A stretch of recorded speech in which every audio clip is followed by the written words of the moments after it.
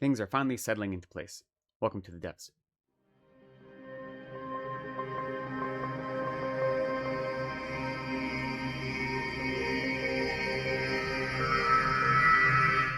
Hello, welcome or welcome back to Reading from the Depths. My name is Lecton. Thank you so much for spending some time with me today.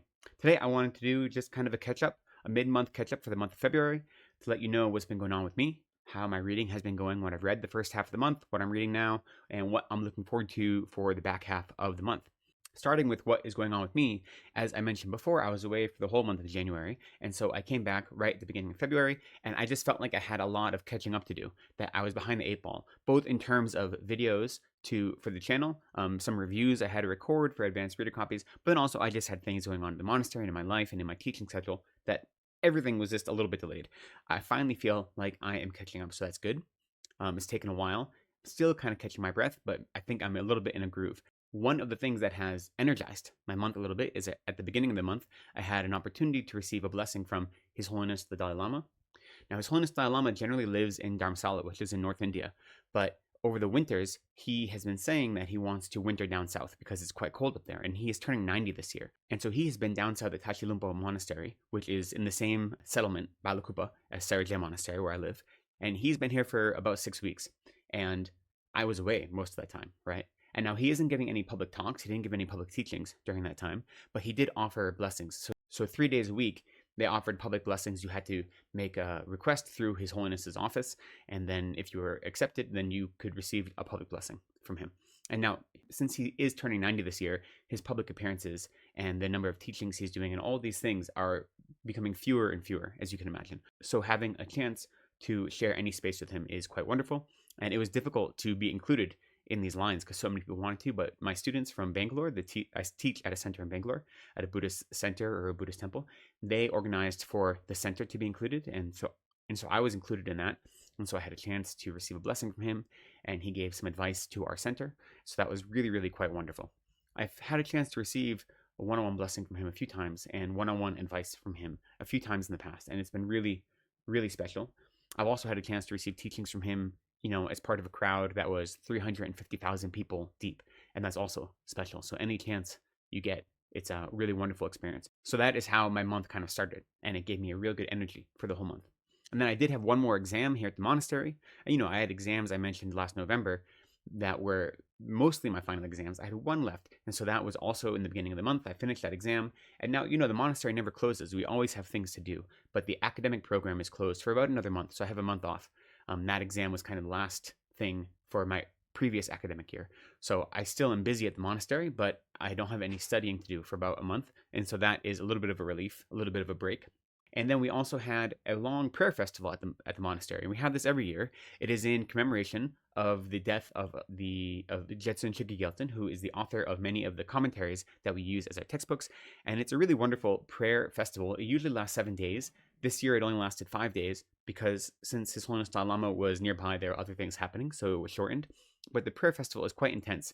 The first and last days are kind of like the warm-up and cool-down. So those are like normal. You just attend one long prayer session. But the main days, so this time around there's only 3 days, they start at 2:30 in the morning, and the first session goes from 2:30 in the morning until about 8 a.m., and then there's another session from 9 a.m. until about noon, maybe a little later. And then a final session goes from 6 p.m. until 9 or 10 p.m., depending on the day. So you're in these prayer sessions all day long with the whole monastery, a few thousand monks. And by the third day, you're quite exhausted because going to a 2:30 a.m. prayer session every day, repeatedly, even if you nap in the afternoon, it can get quite exhausting. But they were quite wonderful, but they did kind of tire me out. So I got through those are done, and now I'm really in kind of vacation mode. Many people take this time before the new academic year starts to travel or do retreat or something like this. This year I don't have any big teaching requests, so I'm not traveling. I will be teaching in Bangalore over the weekend, so that kind of prohibits me from doing any lengthy retreats. And so I'm just staying at the monastery. I have some translation work to do. I have some personal work to do. I'm going to try to do some like mini retreats, like 1-week retreats, meditation practices like that, and just make it a very kind of introspective opportunity in between academic years to take care of myself in that way. So that is what I'm doing. That's what I'm up to. Now, let's talk about what I've been reading through the month of February. So first off, I'll say that I read 2 books already for the BookTube Prize. As I mentioned, I am judging the first round of nonfiction for the BookTube Prize this year. And because of that, I can't really say anything about those books, but we've been requested not to talk about them or leave reviews about them until the judging has completed, so we don't influence any of the judges. There are 6 books in each round. And so I'm planning on doing a video just talking about all 6 of those books as well as my experience judging them. And I will release that after the judging has done, so I don't influence anyone. The 2 books I have read so far for that, the first one is My Roman Year by Andre Aciman. Andre Aciman is the author of, among other things, Call Me By Your Name. And this is a memoir, but it's a memoir of only basically 1 year of his life. So when he was a teenager, they were exiled or expelled from Egypt, where he grew up. And for 1 year, they lived in Rome. And then after a year, his senior year of high school, essentially, he lived in Rome. And then they moved to the US. They emigrated to the US. And this is a memoir of just that year in Rome. And so it was interesting because he's already written a memoir of his younger childhood. So he's written a lot of autobiographical material, but this is a memoir of just that basically 1 year of his life. That is the first thing I read for the BookTube Prize. The other one is Cher, the memoir, part 1 by Cher. And that is somewhat self-explanatory. After that, the next book I read is an advanced reader copy. It's going to be coming out soon, and I have a full review coming out. But in brief, it is called The Divine Flesh by Drew Huff.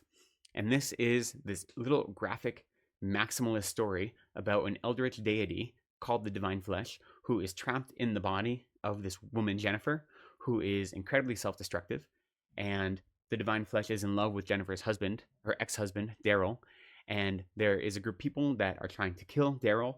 And then the Divine Flesh manages to escape from Jennifer's body. And you realize that she basically wants to take over the world through her love for the world. And it is wild. It is graphic. It is over the top. It is obscene. It is maximalist in all the ways. It's like moist and wet and gross. I had a lot of fun with it. It's not everyone's cup of tea. I guarantee you that. I do have a review coming out soon, so I talk more about it there. The next book I read is Days of Shattered Faith by Adrian Tchaikovsky. This is the 3rd book in the Tyrant Philosopher series.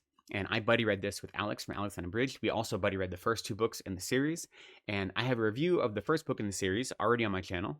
I'll put a link to it down in the description. And I have a review coming up that will be of this book primarily, but also of books 1, 2, and 3 together as a trilogy. Now, it looks like this isn't going to be a trilogy. Hopefully, there are going to be more books in this series. It's not clear yet, but I do have a review of all 3 books coming together. But I will say that I loved this book. I thought it was great. I've loved all of the books in the Tyrant Philosopher series so far. I think they're really skillful, and I think that Adrian Tchaikovsky does fantasy in really exciting, fresh ways that makes you want to jump right into those worlds. So I had a great time with that book. So look for that review coming up soon.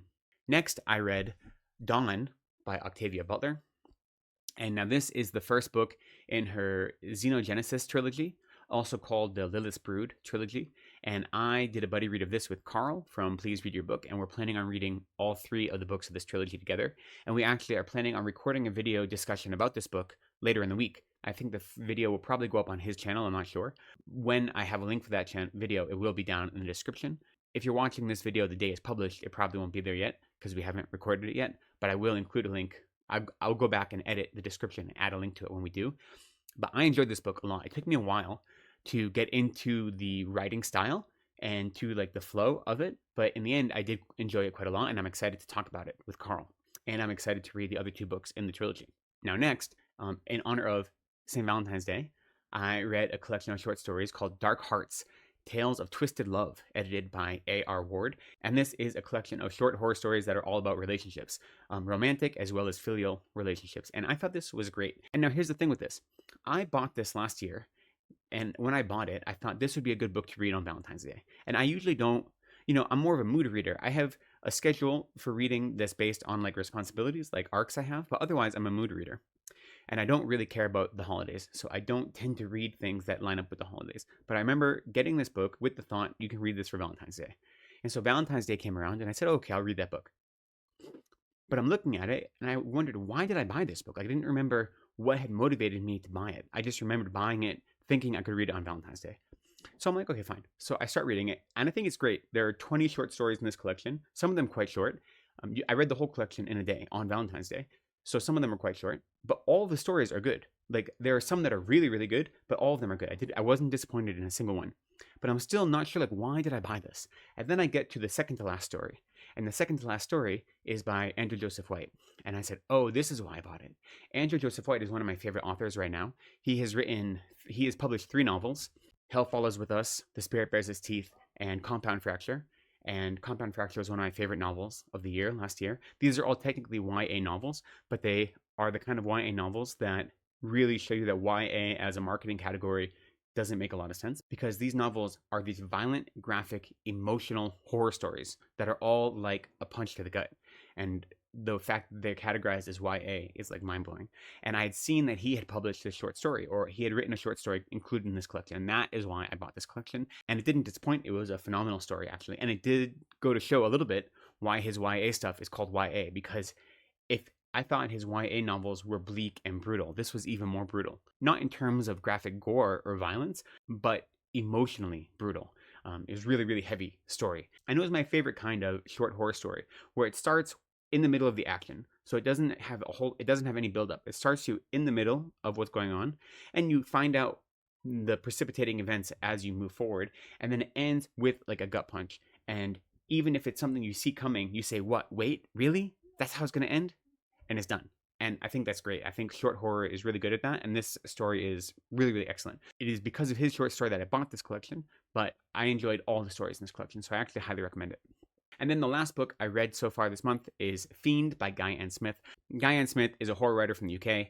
He is famous for these pulpy, trashy horror novels. Probably he's most famous for the Crabs, or the Crab series, these creature features. And this one is actually a thriller, and he talks about it on his website, that he says a friend of his who was a film director, he really wanted him to write a thriller, but his publisher refused to publish anything that wasn't horror. So he made the supernatural thriller. And the premise is it takes place in the USSR. So this is, post Geneva Convention USSR, 1980s USSR. And the leader of the Russian government is kind of a puppet leader. The real people in charge are the number 2 and the head of the KGB. And they're happy with this puppet leader. But then he dies. He has a stroke and he dies. And yet there are these 2 important international conferences coming up. So they need his face, because, the world at large would much prefer him as a leader than any of these other people. So they find, an occultist who is able to resurrect him. But the thing that he resurrects, whether it is or is not the same person who died, that's, the question. And so what is it that has taken his place? And that's why they call it the Fiend. And they say the word, it's the Fiend, over and over again in this book, like way too many times. So this Fiend, who has been reborn, is like going on a scorched earth policy of, pushing his troops into Pakistan and showing off his nuclear arsenal, and basically pissing off all the other world powers and not caring about it. Anyone in the government that looks like they're opposing him, he has them killed, or he kills them himself in these weird supernatural ways. And meanwhile, the other person you follow in the story is like this mid-level spy who had gone to London and somehow was recruited by the London government. So he's kind of a double agent, but it's not really clear why he's a double agent. And so he gets involved with trying to help assassinate the leader, who may or may not be some sort of fiend from hell. And you know what? The story wasn't great. I'm not going to lie. I wanted it to be great. It has some really great ideas. And there are some scenes that are really fun.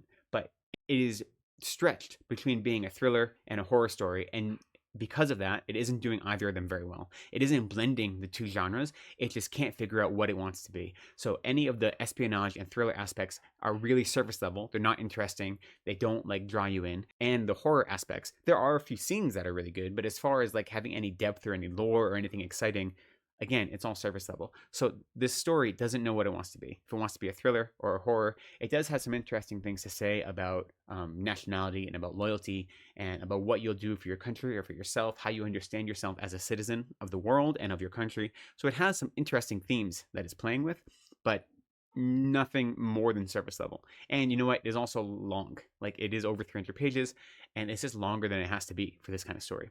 Now, I read this in celebration of the Wasted Weekend, so CriminOlly's Wasted Weekend. So I think some of you may know that every August, CriminOlly runs the GarbAugust, which is a whole month dedicated to reading trashy books. And in February, he does one weekend. That's halfway until the next GarbAugust. And he calls it the Wasted Weekend. And he encourages you to read a trashy book.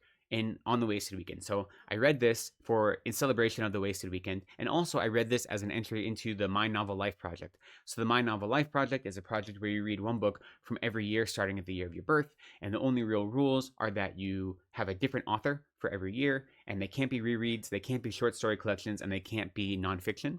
And so this is my pick for 1988. Even though this wasn't my favorite book, it did check off 2 boxes for me. It let me participate in the Wasted Weekend, and it let me move forward on my Novel Life project, which is good because the next book in that is one I'm really excited about. So that's all I've read so far. Well, that's not true. I did read one other short story. I read a short story called Holy Fools by Adrian Tchaikovsky, and this is a short story set in the Tyrant Philosopher's world, and it is set between the first novel and the second novel.